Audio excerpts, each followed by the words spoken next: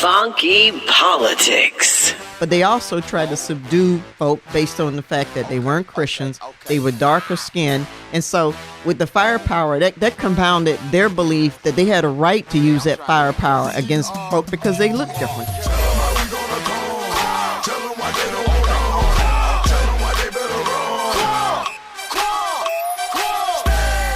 And welcome to Funky Politics, powered by the KUDZUKIAN Network. My name is Lee Eric Smith, joined in the studio today by none other than the esteemed journalist, Ms. Tanya Weathersby. Glad to have you with us today. I'm glad to be here. I don't know how esteemed I am, but I'll try to live up to it as much as I can, my friend. Oh, I ain't worried about that part. I know you're going to hold it down. Okay. And also in the studio, none other than the doctor, Doc Ward. Funky Politics is more than just a conversation. It's an intellectual entanglement about the news and information and issues that affect our nation. You want some? We got some. We about to stand up and make it crunk right here on the KUDZUKIAN Network. And one thing, I'm going to tell you something. You are esteemed. We're all esteemed. Okay. Because it's like 95,000 degrees outside.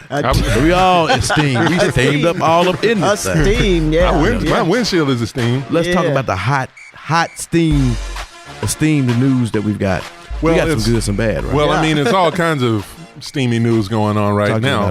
But real quick, we do need to send a shout out to the folks of the Bahamas who have been dealing with the aftermath of Hurricane Dorian. Absolutely. And also keeping in mind folks on the eastern coast of the United States also dealing with Hurricane Dorian. As we speak. And you know what? Now that you speak about that, I have a pet peeve about some of that. There are people who posting things, and I know they don't mean any harm, about how blessed they are that the storm passed them over and how blessed they are that the storm didn't hit them and how blessed they are, which kind of sends a message to Bahamas like somehow you're not blessed or you cursed because the storm didn't hit you. I wish we could quit doing that. I know that some people see it that way, but it just irks me when folk do that. You know, when they say we're blessed because we didn't get because we didn't get hit. Yeah, it's like God is picking. But it's like God is picking sides in this thing. You know, I'm going to hit the Bahamas, but you are good people, so I'm going to pass you by. I just don't. That just bothers me. Oh, well, one of the things I never saw it that way. Oh, one of the things that comes out now. And this was an interesting little. Backdrop for what CNN had recently, which was, I don't know if y'all checked this out, but they did a 7-hour town hall with 10 Democratic candidates. 7 hours. The sole focus of the town hall was climate change. And so you have this hurricane churning out there in the Atlantic while this conversation is going on. I didn't get to watch all of it. I was on deadline at the paper, but 7 hours. Right. But no, I was delighted because, I was pro Jay Inslee. I ain't gonna say he was gonna win before he got out the race, but he was the candidate talking about this critical issue, and I'm glad that they dedicated that much time to a conversation about it, where the candidates weren't on the stage at the same time. They were able to kind of stretch out and kind of talk about their policy positions. Well, I kind of chuckled about the 7 hours, but I think you need 7 hours and more hours to talk about that because that's the most pressing issue in front of us right now, climate change. Absolutely. You can't do anything else. If you can't, if we can't survive the climate, then everything else is moot. And we don't realize that African-American communities, urban communities are going to suffer more with climate change. Mass migrations that we're fighting right now, people who come in from, understand a lot of the Guatemalans are coming here because climate change has affected them so much they can't grow food. Agreed. So if you think the problem's now. No, you can't, wait. Yeah. No, that's a real thing. You can't just brush by that and just say, Guatemalans are coming here and we're having an immigration issue at the border because of climate change and just let it go. And then let people tell us more. Man, go and write that all the way down. Well, what's happening is because of climate change, you have the soils are different now. You don't have the same, they still have the rain. They have more flooding, and they have more flooding that affects how they grow crops and things like that. And it's the richness of the soil has become diluted by all the floods that occurred because the water's been warming. Because the water's been warming and everything. So you have all those things going on, and I can't sit up here and tell you like the measured impact of that, but there's science out there that's saying that's having an impact probably everywhere. A lot of the mass migrations that you see everywhere, you have to question what's going on with the weather, with the climate. I mean, and then you see, the sea ice is melting, which we know is going to have a devastating impact on the oceans, rising and everything. And I love these people who say, oh, well, here's these scientists and they're only saying that because they want grants.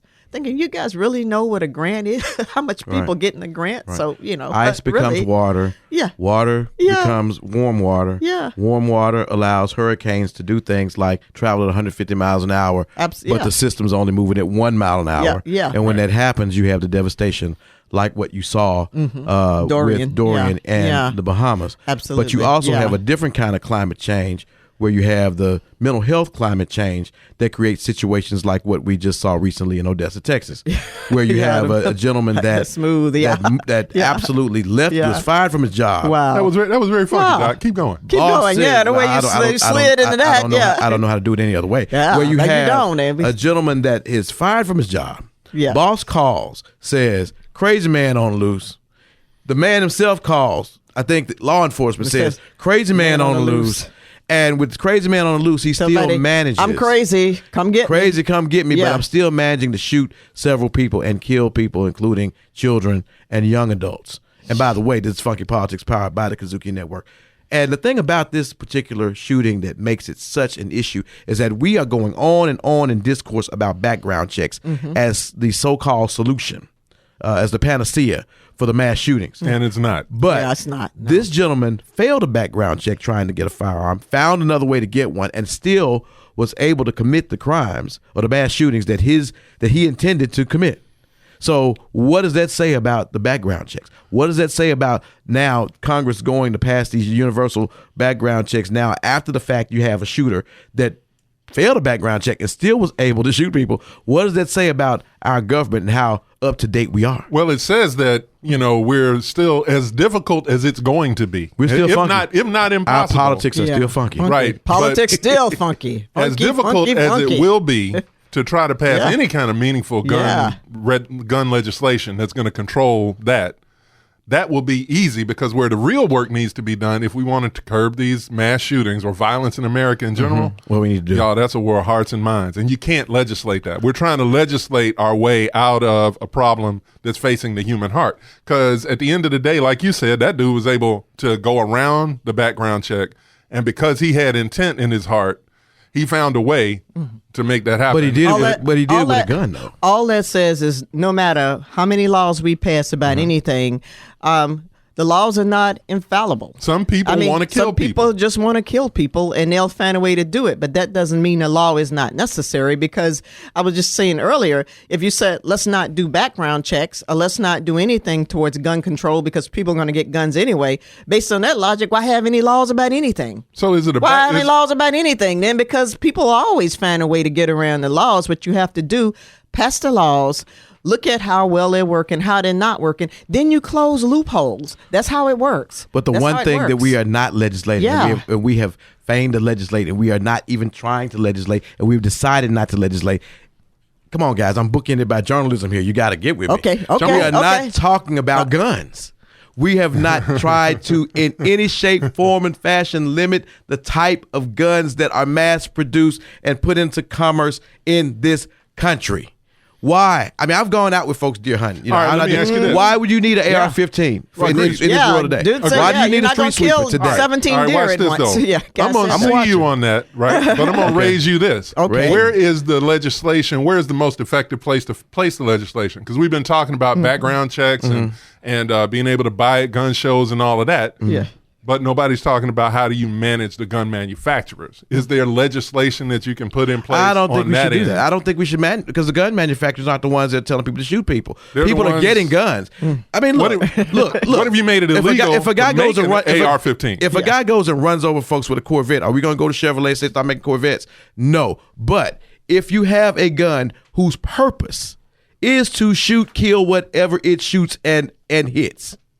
And we know that people are using them over and over and over again to perpetuate some of the most heinous crimes of our modern times, to the point to where it doesn't even surprise us anymore. What you can You do, tried everything else. Background checks, you tried. Buildings, time to look at the guns. What you can do is you can reinstate the assault weapons ban, which President Clinton and the That's a Congress start. had when he left office. The Bush administration got rid of. You know, the Right. Obama administration, I believe, tried to reinstate it. but it fell short in the Congress. I don't think they had. I think it was after the midterms. They didn't have the numbers to do it. They didn't have the numbers to do it. You could start with assault weapons ban.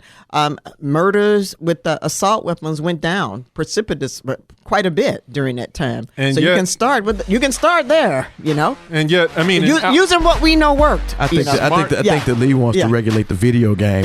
I think he thinks whatever we regulate the video game right. You have to regulate the video games, but most importantly, you got to regulate the clock. Listener, hang tight. It is real funky on Funky Politics today. Segue. What a segue. Yes. Don't go away. We'll be right back after this on Funky Politics, powered by KUDZUKIAN. Hit it clock.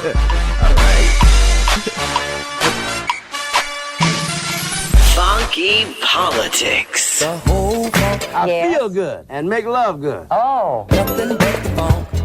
I expect to go to Coachella in a helicopter. I want some Coachella sensual in a helicopter. Moroccan type. This is why we came to the KUDZUKIAN Network. The next Beachella, they gonna drop us on the stage. It's look. gonna be like BNP said. We gonna sell out under black people and make me feel safer. It's amazing. Yes. Absolutely amazing. You It's sell like out with white people scary. It I is. know. I feel like with the people here at KUDZUKIAN, once we sell out, like they'll be the ones to be like, all right, y'all acting real like Simmer down. Y'all acting real light skin. Black Nerd Power on the KUDZUKIAN Network. This is Tanya Weathersby, host of 20 with Tanya and columnist for the Commercial Appeal. And when I wanted real, right, and extra funky, I binge listened to Funky Politics at KUDZUKIAN.com or by downloading the KUDZUKIAN app in the Apple Store or on Google Play.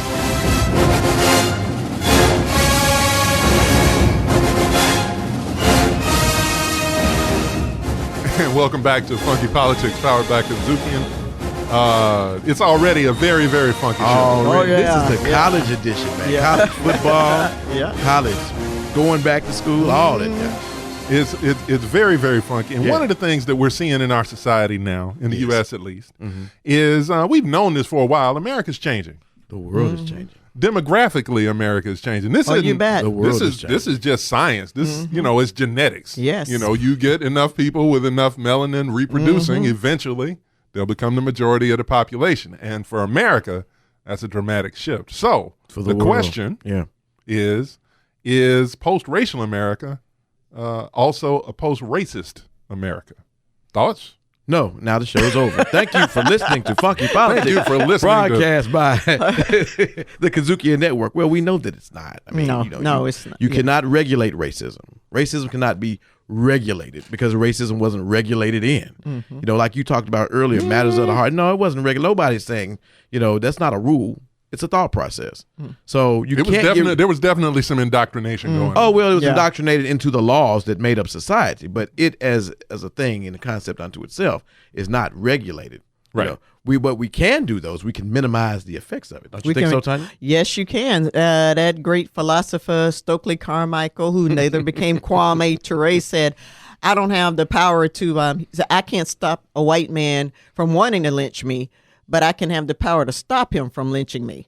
Something along those lines is what he said. So that's where we are. But as I was saying earlier, this kind of backlash and this place we are in our history right now is not unfamiliar to African Americans, or rather it should not be, because, it's kind of like what happened after Reconstruction. I mean, when African Americans initially were freed and we started to get land, we started to hold offices, we started to do so many things. Pinchback. PBS Pinchback. We African American governor. Progressive. Tulsa. Wall Street. Black Wall Street. Right. And when we started to get power, what happened? Greenwood, Archer, and Pine Street. Yeah. Gap Band. That's what they're named after. What happened was jealous white people burned it down. Right. Rosewood burned down. With the authority of the federal government. Of the federal government. Yes. Burned it down. Yes. And the thin reed of excuse was somebody tried to rape a white woman. I mean, that's what happened. They burned it down. So we're taking in, we're following the American dream. We're doing all these things. We're adapting all of this. But every time we reach the juncture in our history where we're becoming prosperous, something always happens to knock us back. And it usually happens after we've achieved that kind of prosperity, or we've achieved some kind of political or social or economic progress. And so fast forward into after President Barack Obama served, 2 terms as president. Now you're seeing this coming back because, it's a fear that, we're going to be minorities in the country. And somebody said, well, what's wrong with that? Do y'all treat minorities bad or something? Why are you worried about becoming minorities? We saw this after President Obama was elected in his first months when they had the Tea Party. You had the Tea Party, and they tried to hide behind, well, we can tax enough already. Right. All of a sudden, you have an African-American president. Folk don't want to pay the taxes no more. It's like we don't have a white president, so now we don't want to play the game no more. We don't want to participate. We don't want to participate. We quit. But we it's quit. interesting. It's like taking your ball and going home. So we saw that happen. Yeah. Reconstruction and now. Yeah. African Americans or black people, however you want to classify us, were protected by the federal government in our plight to go forward. Yeah. At the time of Reconstruction, it's because you had Union troops guarding the South. And what really happened Tilden Hayes Compromise. You had the compromise, which was the time when the Republicans, who were the pro-African American party. They were the good guys. They were the progressives then. Won the popular vote, lost the Electoral College or vice versa. Yeah. And in order for Rutherford Hayes to become the president, the deal was pull the troops out the South. Yeah. No more federal protection. All of a sudden you have things like the Punch Bowl of Mississippi. You have Rosewood. You have Black Wall Street being burned to cinders. You have all those things happening. You had Confederate statues being erected. Right. I believe that. Right. To remind people of who actually was in authority. So let's fast forward to now. Yeah. Like you said, Barack Obama's president. Now you have once again the protection of the federal government. He's gone. Yes. He's replaced with one of the most xenophobic administrations that we have in history, really. Oh, yeah. Particularly in modern times. Yeah. And now, once again, George Wallace just moved up to the White House. And African Americans, while feeling sort of the indirect brunt of what's happening, Hispanics and Hispanic Americans are facing probably the same level of persecution that we did back during the times of Reconstruction. Yeah, that's true. That's deep, true. though. Yeah. So no, post-racial America is not post-racist America. But watch this. I'm going to zag on you for a second. First of all, you're listening to to Funky Politics, powered by the KUDZUKIAN Network. All that. Yeah. And this is Lee Eric Smith, Doc Ward, as always, and we're joined in studio by Tanya Weathersby, there you go. a very esteemed journalist. Yeah, and you have to esteem, like we all steaming out here, and you have to check me out on my podcast too, 20 with Tanya. This. Here's the zag, though. Okay. So we talk about post-racial America as if, for lack of a better term, it's only going to be the white folks doing the adjusting, right? Yeah. But I've noticed some of the lesser-known signs of, quote, progress. I don't know if we call them progress, right? But I hope y'all remember this story, but it was a few years ago. It cooked my brain, right? There was, in my skull, right? Like Hannibal Lecter. In a nice Chianti. No, seriously. but no, check this out. It was in Mississippi. There was a terror plot that was foiled, right? And the plot was put together by, and the accomplice wasn't the Arab man. It was an African-American girl, a college student. Oh, I remember. Right? Yeah. And from Mississippi. And she was dating. She was dating him. A white male. Yeah. Well, an Arab male. Okay. Right? And she was the one that came up with the plan to, do some sort of terror act, right? Okay. When you started having Black American terrorists from Mississippi, right? I'm just saying that's a shift. Well, when did you start? When did you start having an African American man shooting people through a gas tank? Well, in Washington, a lot DC? of things. Right, you had the Beltway. You had the Beltway sniper. Yeah. There have been African American shooters. My point is, culturally, when you hear about these things, okay, so fine. We're all old enough here to remember the time when you saw something on the news before you saw the picture, you would say like, "Oh Lord, don't let him be black." Yeah, right? and you were like, "Yes, thank goodness he was black." That was yesterday, right? What are you talking about? But now we're at, we like you have a co-ed, a black female co-ed, right? Who you never would have imagined would have ever thought to do something like that. You don't ever think of African Americans being mass shooters. You don't. And this is, I'm gonna go on the lighter side for a minute. I cover sports sometimes, and I ran across a young man in my process. He was, but somebody asked, and there were some black women around. They asked him, they offered him some chocolate. He was like, I don't eat chocolate. I was like, what? You don't eat chocolate? He's like, no, I've never had it. Yeah, we talking about a young man with a beard. He's like 19, 20, 21 years old, has never had chocolate, right? Okay. Which isn't a big deal in principle. But my point is, usually there is a common cultural reference point for African Americans that most people can piggyback on and interact with others. But as culture shifts, that's shifting too. So you're saying that the things that we identify as certain black. cultural people, what is black anymore? Yeah. You can't. I don't know if you could ever say definitively, but now. Okay. But what you're saying is that things that we used to identify as with certain cultures white are now with others. You just took the long road instead of expressway. I had to slow it down for you, baby. Yeah. Let me. I understand it, but that's correct. Right. But from a post-racial standpoint, though, but is that an identifier of post-racial America, or is that something else? Because what we're talking about now is this period where we're supposed to be totally culturally different now. The things, the vestiges of racism are not supposed to be what they were 50 years ago. We've had a black president. That was supposed to be the thing that's supposed to say now we can all start living as one. And that's the thing that we're going to continue to discuss. But what were you saying, Tanya? Yeah, I think that when you look at what's in media now, you see an explosion of commercials that feature mixed race couples. Right. You have an explosion and same sex couples. Exactly. I think that you have media and you have a lot of entities that are recognizing how the culture is changing and how the nation is becoming diverse, and you have that in a lot of places. Some pockets of the country, they want to keep it the same way, but let me just shift gears just a little bit right here. When we talk about a post-racial, demographically changing country, I think the thing that a lot of folks are missing is that as you see people like the Trump administration and those folks try to fight this, we could be doing this down detriment, because as the demographics change, we know that the white birth rate is down. To a degree, the African American birth rate is down, right, but the Latino birth rate is up. Who's going to pay my Social Security? You have to have people who working and paying into the system. Right. And we, in United States, I'm just reading somewhere about we can go the route of Japan, which now has more old people than young people.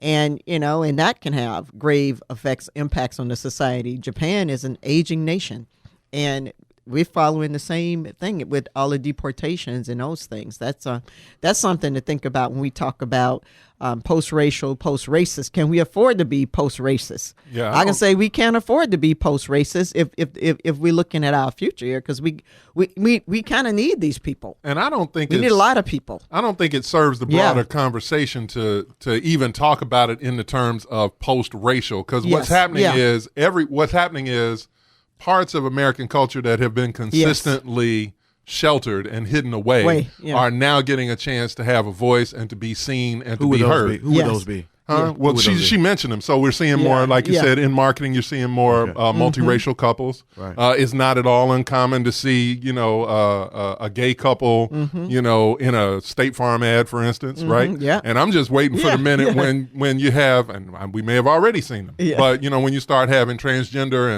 and those people in some of these ads. What do you mean? You've got here's another. You've got a decathlete. Yeah. That one of the few American decathletes. Not in TV ads as much yet. He doesn't have to be in TV ads, but he's on several shows. He's been in all types of publications. Everybody knows good and well who he is, not just because of what he did in the past. What he did. Thank you. Get me on point. Yeah. Or I don't know how. What he did in the past. What he did in the past. Yeah. But what she's doing in the present, because she's won an ESPY. He won the decathlon, and both of those are very rare things. That is indeed true. It's way too much to unpack in one 12-minute segment, y'all. So we'll probably pick that up right after we come back from this break on the Funky Politics, powered by KUDZUKIAN. Hang tight. I ain't scared of you, mother. The Chairman's Perspective. Hi, this is Lee Eric Smith. Let's take a look inside Shelby County government as we unleash some of the views of our very own chairman of the Shelby County Commission, Van Turner. The Chairman's Perspective on Spotify, Apple Podcasts, KUDZUKIAN.com, or your favorite podcast provider. The Chairman's Perspective on the KUDZUKIAN Network. KUDZUKIAN. Funky Politics.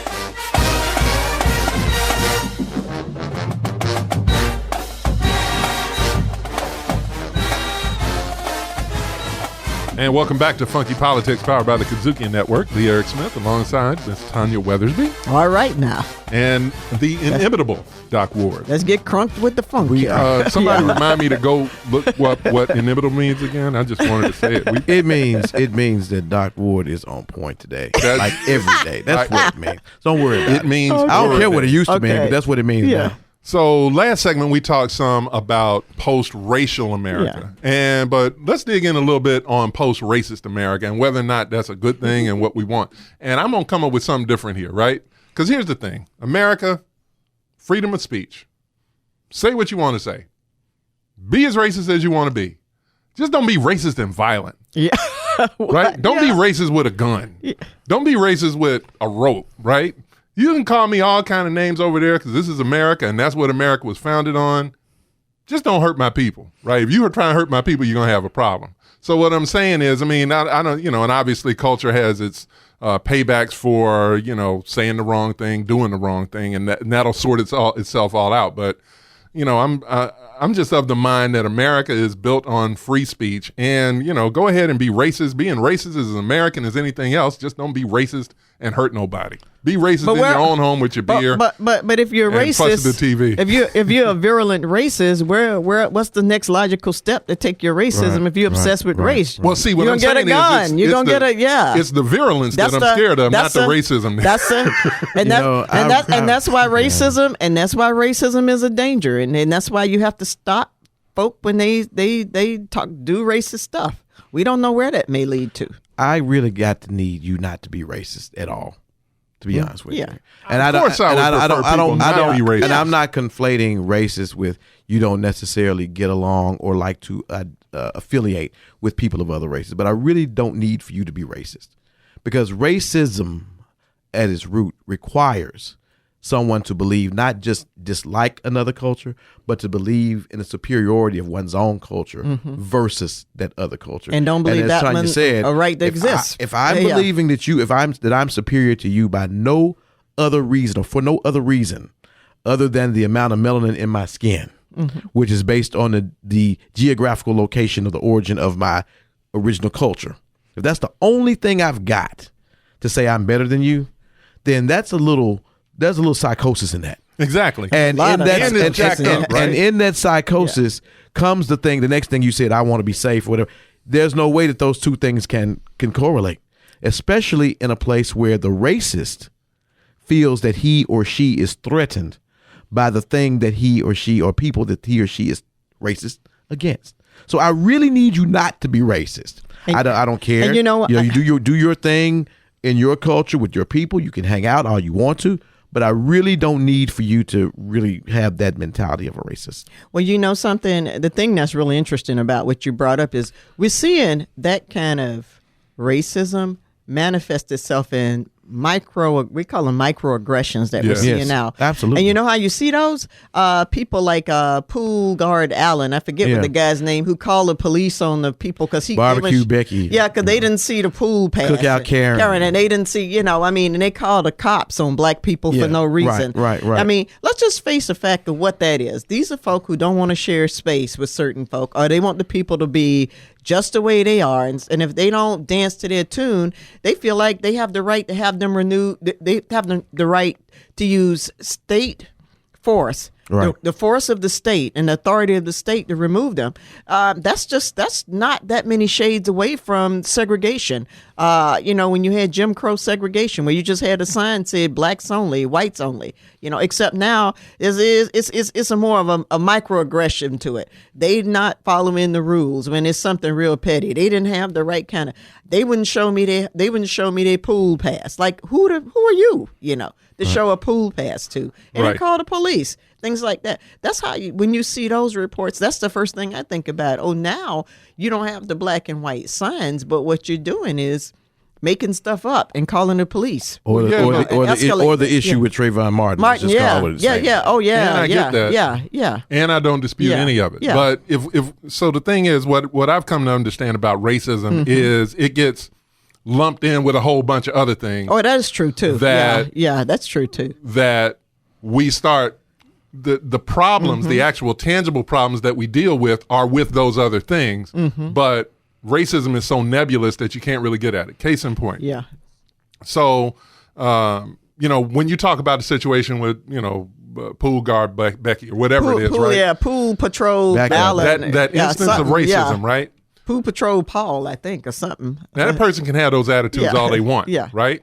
But it's only when there's some political or physical force that can be exerted that it becomes a problem for us, right? Yeah. Like she can sit over there and say, them people ain't following the rules, right?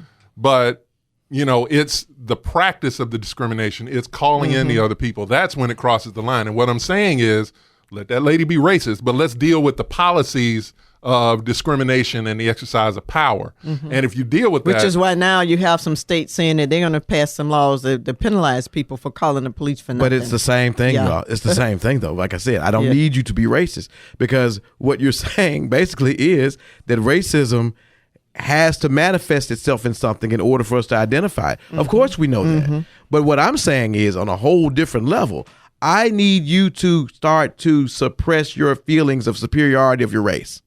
I need that to start being taught to people. And I need other people to start, other people that are not affected or not necessarily part of that group, to start joining in and teaching and helping. We need allies. To change the mental state of those that think that, absolutely. Allies. Absolutely. And this is Funky Politics, powered by the KUDZUKIAN Network. One of the things that I've always seen in all of these things, I've asked myself, is that with mass shooting after mass shooting, situation after situation, racial confrontation after racial confrontation, where are the white ministers? Where's the white clergy? When there's black on black crime, so to speak, when there's all these other issues going on in the black community, when there's gangs in the community, all the preachers are called out. All the men of the cloth are called out. You're supposed to be community leaders.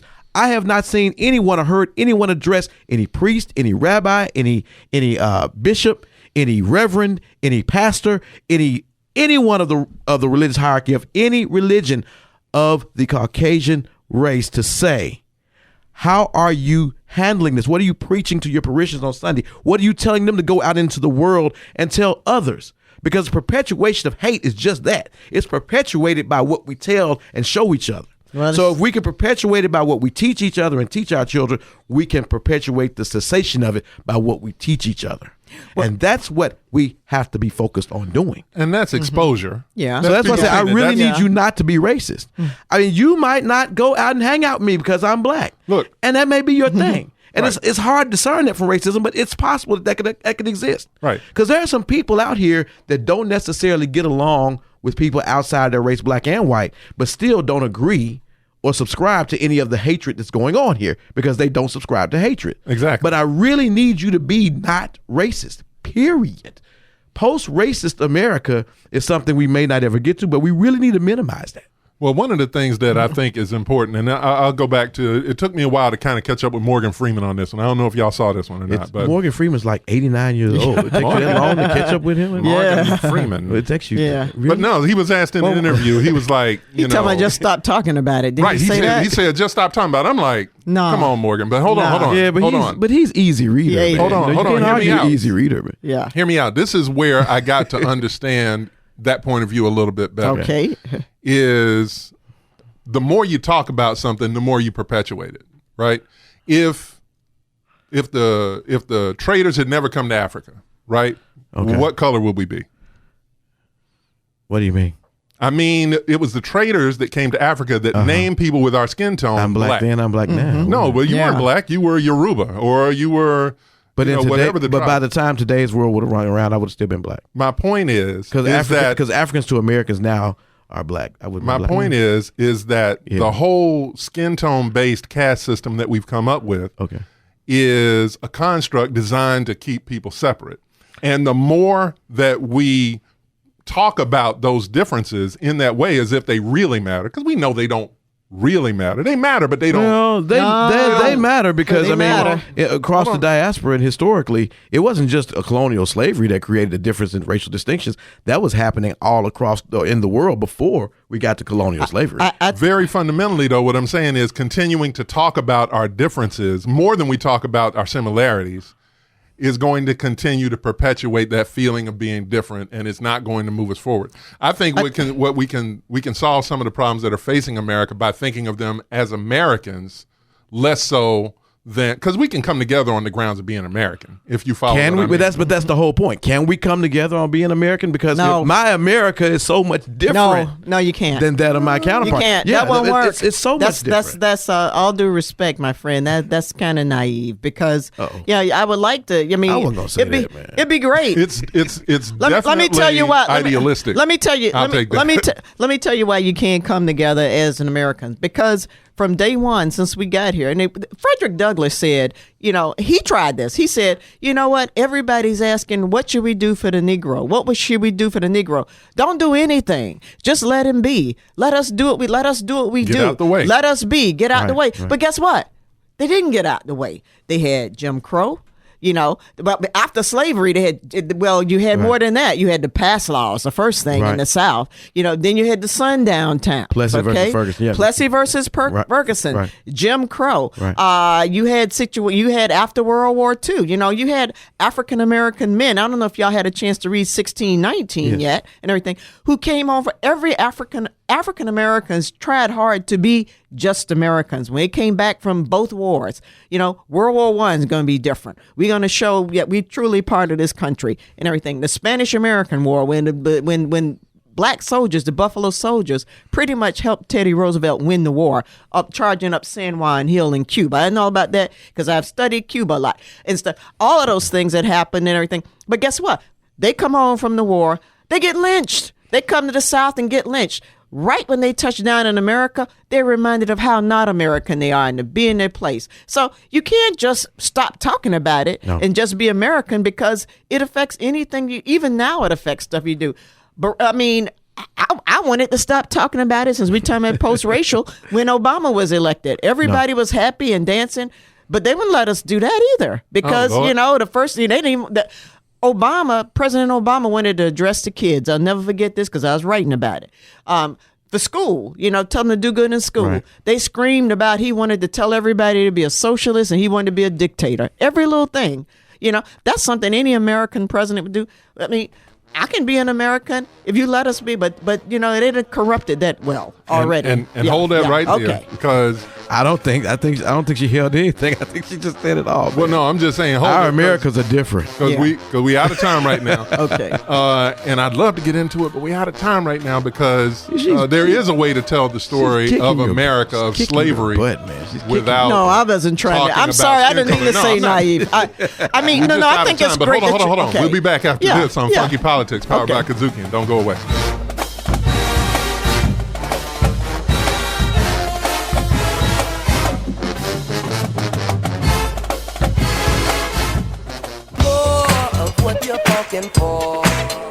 The KUDZUKIAN Network presents Cities Now with Carol Coletta. I'm Carol Coletta, host of Cities Now, a brand new show hosted here on the KUDZUKIAN Network. With Cities Now, we want to help listeners make smart decisions for their cities. Pittsburgh, Pennsylvania. Little by little, the city is rebuilding itself with businesses such as urban farms and breweries. We'll interview the sharpest people on the thorniest issues facing cities now. Cities Now, part of the KUDZUKIAN Network. KUDZUKIAN. Who you with? Who you with? Who you with? Get crop. Who you with? Who you with? Who you with?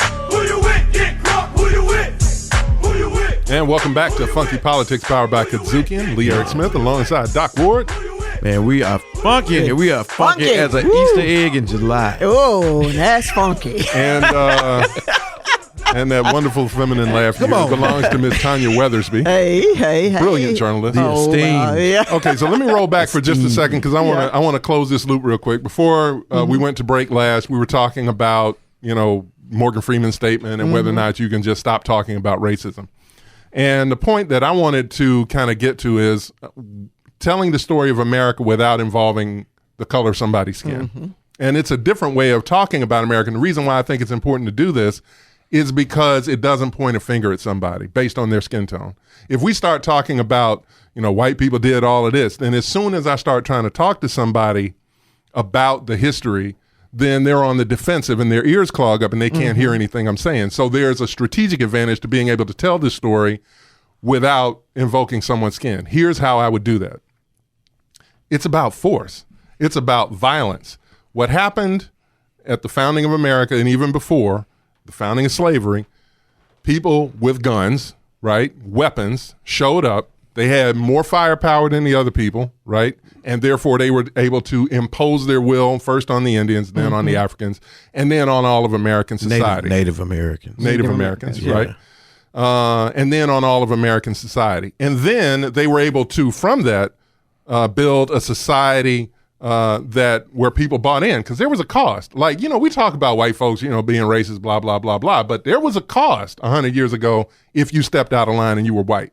Like if you went to, if you tried to help African Americans vote, or if you, stepped across the color line, there was a price to pay by the people with the guns. Yeah. You see what I'm saying? Yeah. And so what I'm getting at out of all of that is we have to find a way to be able to talk about this dynamite issue in a way that doesn't put people on the defensive, because that's how you're going to get ears to open up and hopefully hearts to change. I think one way you do that is maybe when you have a conversation with someone of a different race, you have them talk and say, listen, let's have an honest conversation. Say whatever you want to say. I'm not going to call you a racist. And that way, you get to that.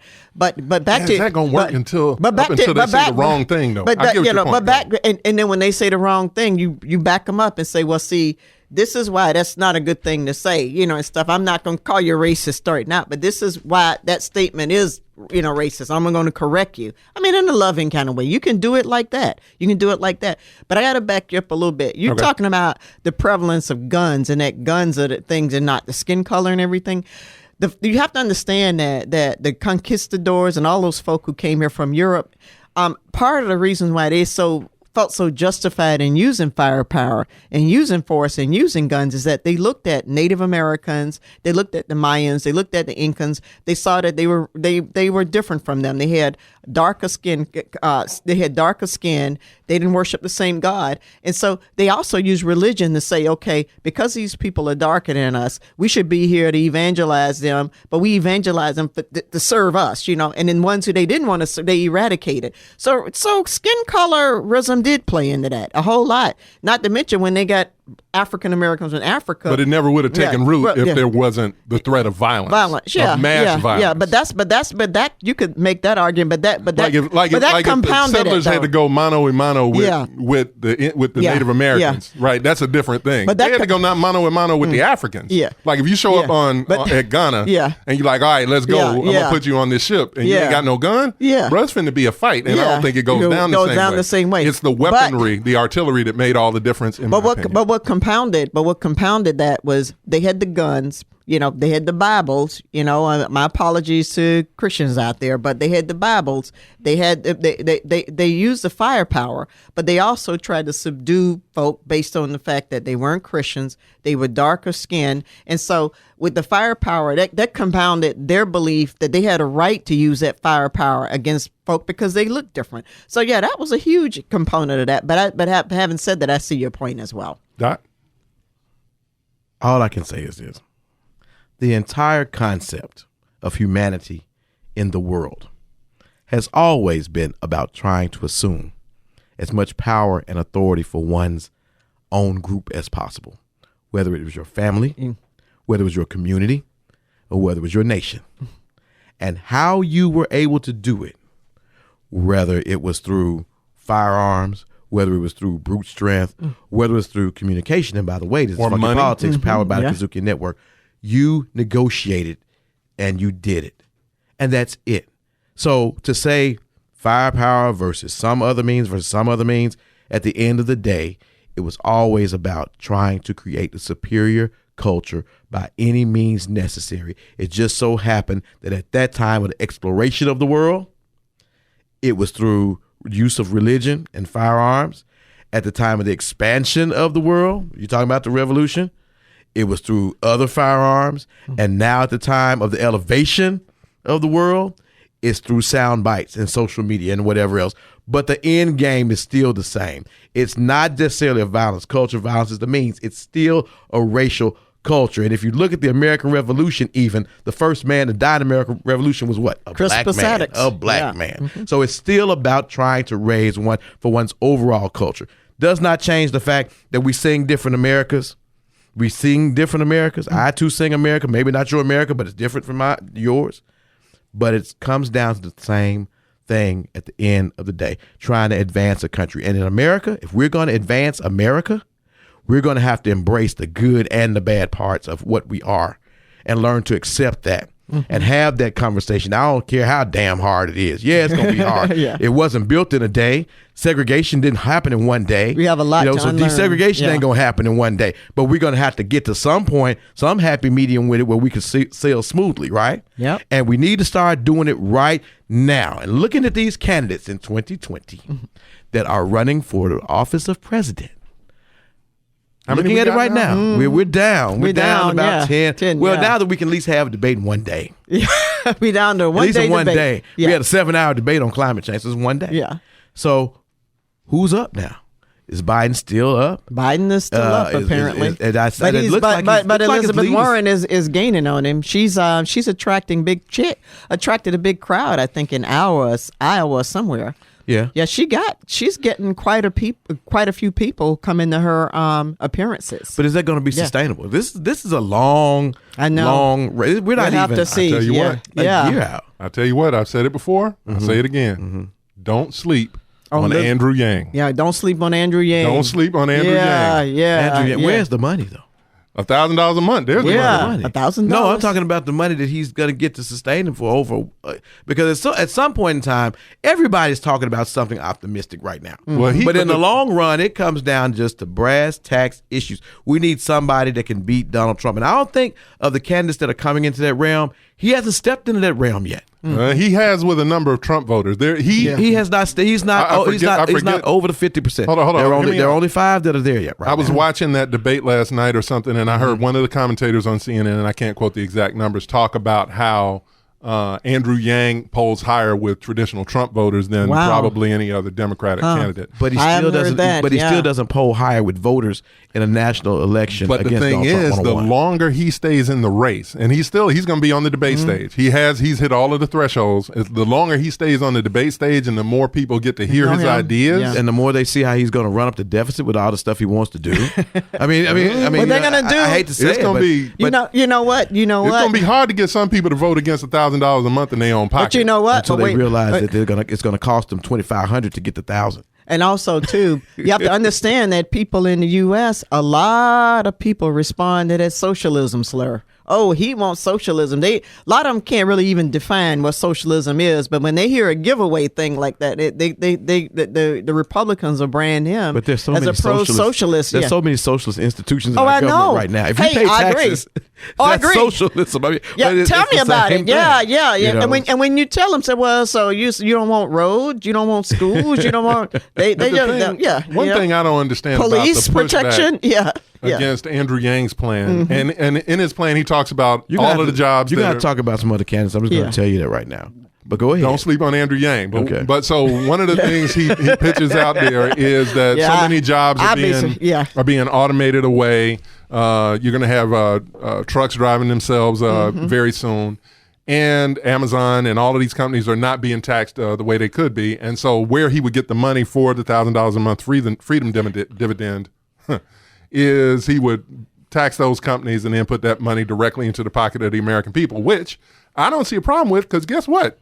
You're going to be ordering your groceries on Amazon. They're going to be giving you the money to spend with them. It all sounds good until those same companies find the loophole where they don't have to pay it and it has to go back to the consumer. Look, I understand we're talking about automation, but there's also a thing called human nation. And they're not going to and they're not listen. This technology for automation and bots has been out for years. But you're not going to bring on job stealing machines faster then you can find things for the people who have jobs in those industries to do alternatively. And also another thing.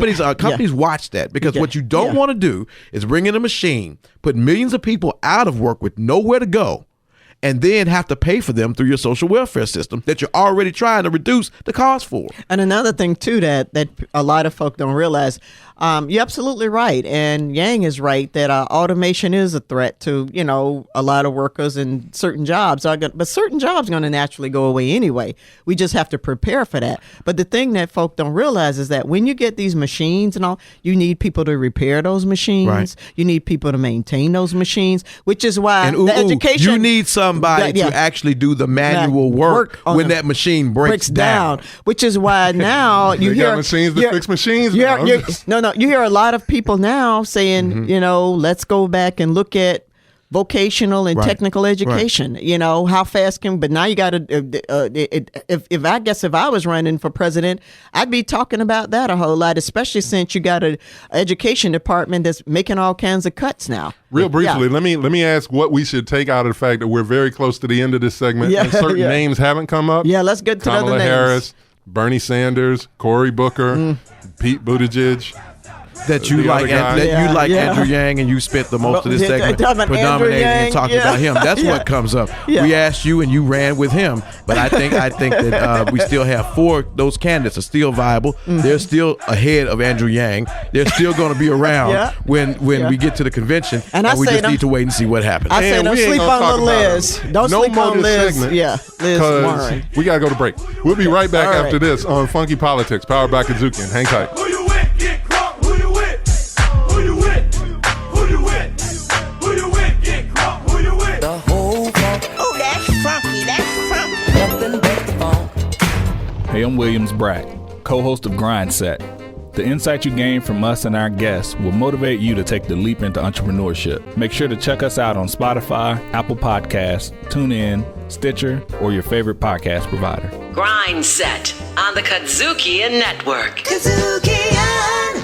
Just like KUDZUKIAN grows and grows and grows, Funky Politics knows and knows and knows. It's all things to all people, but one thing it will always be is real, right, and funky. And we've had a funky good time today talking about some funky good subjects. Say that right, Lyric? Oh, very, very much so. And after you got all your battle scars, have you healed yet? Because you've been beat up today, man. I made it. I'm sorry. You made it. No. You never would have made it. Because you know what? This is America. That's and right. Everybody can have their opinion. There you go. As long as you don't hurt nobody. You thank y'all for not hurting. You a fighter. All your life you had to fight. All my life I had to fight. And I know it was awful. And to the victor, Tanya Weathers. Oh, stop. It's been a pleasure having you on here because you're not just a guest. You're part of our family. Yes, I am. Which means you wash the dishes like everybody else. No, I put them in the dishwasher like everybody else. As long as they're clean. 300 degrees is always better than the only 100 you can get with your hand, even with the glove. That's right. But you've got something else going on right here on the KUDZUKIAN Network. Talk to us about 20 with Tanya. 20 with Tanya is my new podcast, and it's as hard-hitting as my columns that I write for Commercial Appeal. All right. It's a series of interviews that I do with movers and shakers in the community, and I give you their thoughts, and I let you know what kind of an impact that they're making on the lives of Memphians and people in Shelby County. And it's quite a show. It's quite a show, and anybody should be listening to it. Wow, I heard that you only get the decision makers on it. You don't even deal with people if you don't have the juice. As a matter of fact, I hear you only deal with the fruit. I deal with the fruit. Yeah, you deal with the fruit. You ain't deal with the juice. I deal with the fruit. Seeds and all. I deal with the fruit, and to get the juice, sometimes I have to squeeze the fruit a little bit. To get the juice. Now, but at the end of the day, you're going to have something delicious and nutritious for your brain. And for your soul. There you go. Absolutely. So Lyric, what you got going on, man? I was just going to say, make sure our listeners can know where to find your writings and stuff online. You just can go to commercialappeal.com or just pick it newspaper up at your newsstand. That's right. That's Tanya Weathers. Subscribe to the Commercial Appeal. Support your local journalism and your local media. I mean, it's great to listen to all of the national stuff, but if you really want to know something other than just how off base our president can be, and you want to know what's happening in your community and how you can make a difference, pick up the local paper and read it. Please pick it up. Black Read and it. white and red all Subscribe. over. Please read it. Subscribe. It costs money to produce this. There work. you go. There you go. And, Absolutely. And you subscribe to the KUDZUKIAN Network too, because it costs money to do that this too. thing. Yeah, there you go. Yeah. Her name is Tanya Weathersby. She is the host of 20 with Tanya, which you can check out on the KUDZUKIAN app or on your favorite podcast provider. What did we learn today? Let's see. We solved climate change, I think. We didn't solve it. And we solved racism. No, we didn't solve we didn't. We didn't solve any of it, but we did bring it out enough for people to get together and solve it. Look, as I said before, I need everyone to put down your weapons of mass destruction. Your weapons of mass deception. Put the mass destruction, mass deception, everything. Mass distraction. I need my clergy across the board of all cultures to first recognize that there is a difference between black church, white church, Hispanic church. Even though we might be worshiping the same God at time to time, the way we deliver it is different. And through those differences, we actually, the way we worship, the way we live, we make America better. We make America better. If we were monolithic, if we were homogenous, this country would not have survived the 250 plus years that it did. Make America better again? No, just Maba. Let's do the best that we can. I think what Recognize Or is our that differences. Maba? That's it. That's it. I think that we all have to understand is that we all have the same goal. There you go. We just have to try and come together on the strategy. Absolutely, absolutely. And that's when we get to our post-racial America. Earlier, I talked about the problems of America being solved by Americans, and what I was getting at is if poverty disproportionately affects African Americans or people of color, which it does, presumably, then let's all be Americans and solve the problems of poverty, which will help African Americans, but it'll also help everyone else. And I think that's just something everybody else can get. Hopefully, folks can get behind. Yeah, and it's a big thing. I mean, it's hard to decipher. It's hard to translate hundreds of years of disparity, cultural disparity amongst people, especially in the light of the fact that we're going through a cultural shift already. But America and Americans are durable. Every president has said that. Every leader has said that. And every citizen has felt that. And it's through that durability and all of our visions for a brighter tomorrow for our people, no matter what they may look like, that we need to and that we can find the common ground to walk on, respect each other's path in getting there, and move from where we are to a better day. But until next time. Hey. That's Doc Ward for President 2024. Make America better again. No. Maba. All I want to do is one thing. I don't necessarily want to make it greater. I think it's great, better. I think it's already best. But I do want to make it real. Make it real. Make it right. Make it right. And make it funky. And we'll see y'all next time All here right. on Funky Politics. Okay. Funky Politics, hosted by Lee Eric Smith, Tasha Downey, and Marcus M.D. Ward. Recorded at KUDZUKIAN Studios. Directed, produced, and distributed by KUDZUKIAN.